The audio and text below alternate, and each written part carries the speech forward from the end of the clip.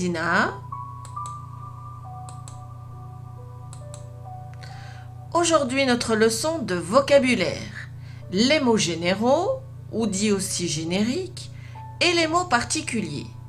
Manuel Millefeuille, pages 198 et 199. Bonjour mes chers élèves, comment allez-vous aujourd'hui? Bienvenue dans la classe de la maîtresse Nathalie.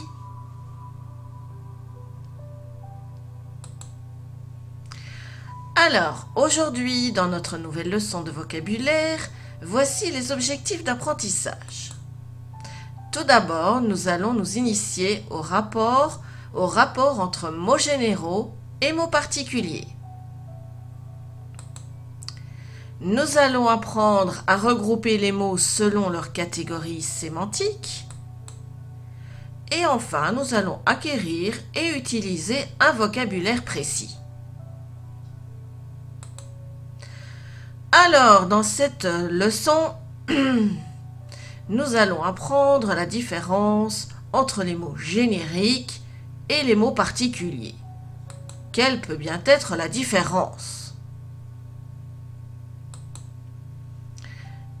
Nous allons voir ça avec notre découverte et notre analyse.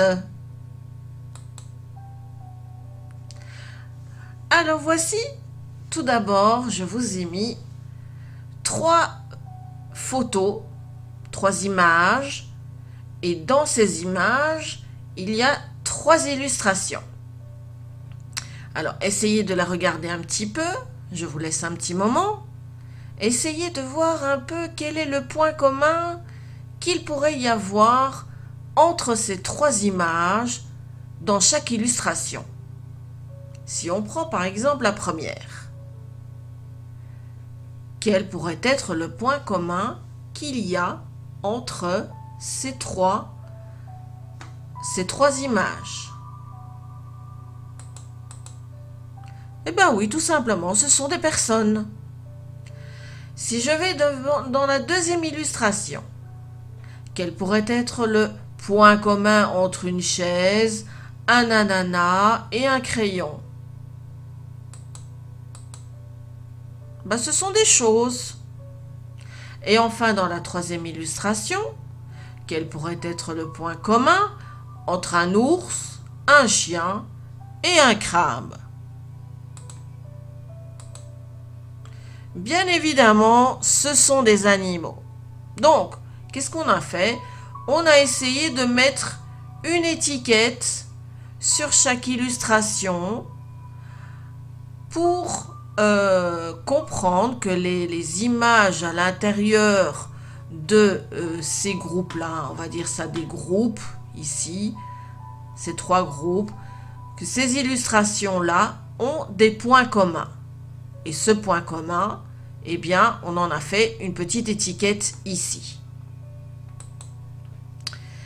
Bien, donc, tout ça pour dire, j'ai repris un exemple ici, par exemple un petit garçon, il joue avec des jouets. Dans ces jouets, il a des cubes, il a des voitures, il a des poupées, des ballons, dominos, il a plein de jouets. Donc, le mot jouet que nous voyons ici, nous allons appeler ça un mot générique. Un mot générique. Un deuxième exemple, voici une autre illustration. Vous avez des métiers. On a le boulanger, le marin et l'avocat. Alors, métier, eh bien, ça s'appelle aussi un mot générique. Donc, ce que l'on pourrait retenir, c'est que le mot générique, qu'est-ce que c'est en fait? Ben, c'est tout simplement le titre du groupe de mots. Comme jouet, c'est le titre du groupe dans lequel on va avoir poupée, voiture, domino, etc. Métier, c'est le titre du groupe dans lequel on va trouver les mots boulanger, médecin, infirmière, maîtresse, tout ça. Donc le mot générique, c'est le titre du groupe. D'accord? Bien, on continue. J'ai repris cette image. Donc on a vu que jouer, c'était le mot générique. Maintenant, on va voir comment on va appeler voiture, cube, domino, ballon, poupée, tout ça. Ça porte un nom également. Et ceux-là, on va les appeler les mots particuliers. Donc ce sont des mots qui sont plus précis. Jouet, c'est le mot général. Jouet, ça peut être beaucoup de jouets différents.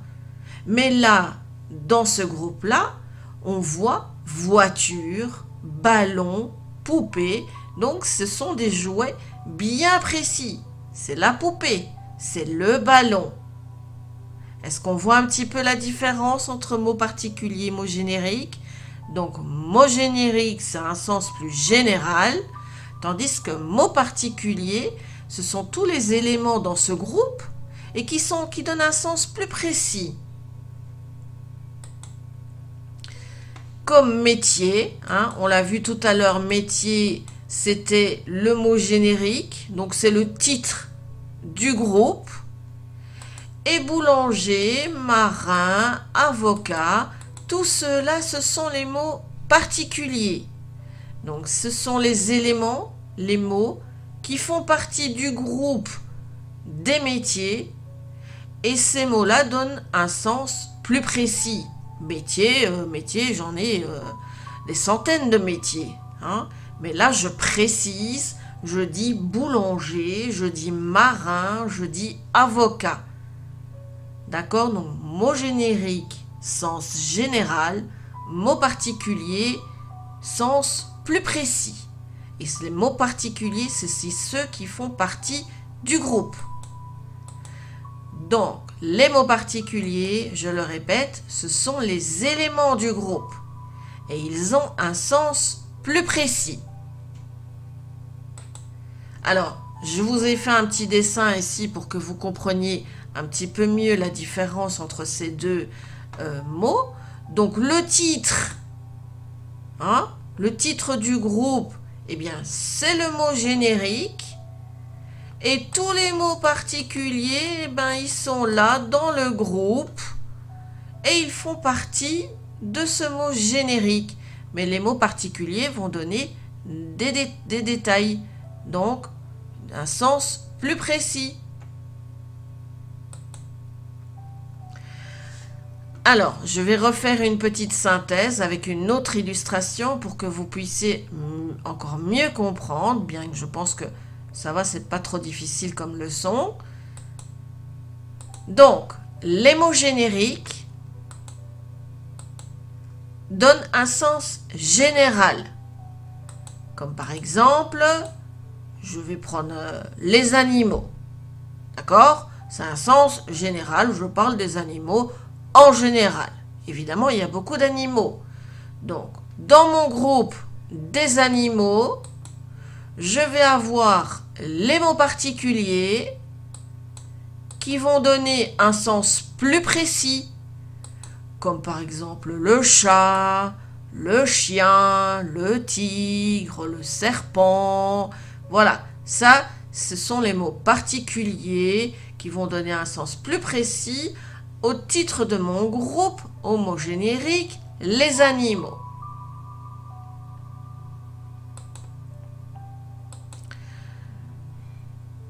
Alors, les mots génériques, c'est un peu, imaginez ça comme un tiroir, vide pour l'instant, avec une étiquette.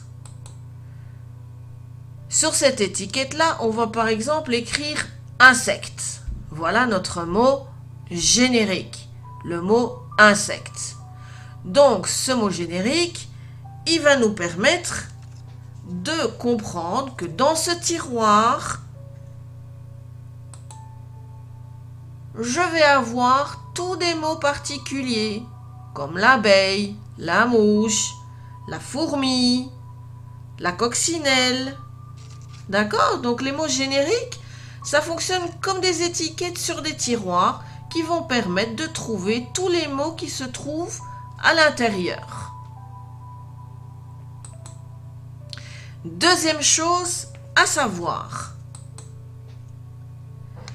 dans une définition par exemple d'un mot dans le dictionnaire, on utilise toujours le mot générique pour définir une chose qui appartient à une catégorie. Comme par exemple, si vous cherchez la définition du mot abeille dans le dictionnaire, à côté vous allez trouver le mot générique, insecte volant qui vit dans une ruche et produit de la cire et du miel.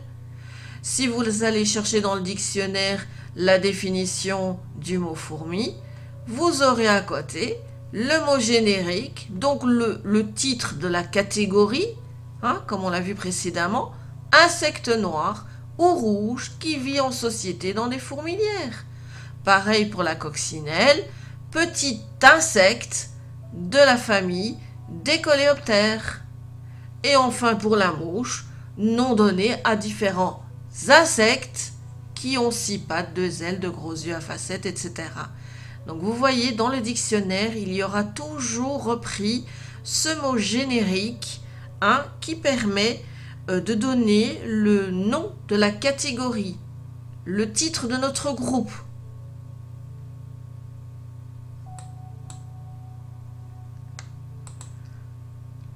Et enfin, les mots génériques, ils peuvent avoir des natures différentes. Ça peut être des noms, ça peut être des verbes, ça peut être des adjectifs aussi. Voilà, j'espère que vous avez compris notre leçon sur les mots génériques et les mots particuliers, que vous avez bien vu la différence. Donc, nous voici arrivés à notre évaluation formative pour voir si vous avez bien compris. Donc, toujours dans votre manuel, vous avez ce petit exercice-là avec différentes listes de mots particuliers. Moi, ce que je vous demande, c'est de trouver le mot générique ou le mot étiquette. Ça dépend dans les manuels, il y en a qui appellent ça les mots génériques et d'autres qui appellent ça le mot étiquette. C'est d'ailleurs une leçon que vous avez déjà vue l'année passée en CE1. Et en CE1, vous appeliez ça les mots étiquettes. Donc, vous avez 4 listes là. Trouvez-moi le mot générique de ces 4 listes. Bravo, vous avez bien écouté ma leçon. On se retrouve demain pour la correction de cet exercice-là et aussi pour une nouvelle leçon. À bientôt.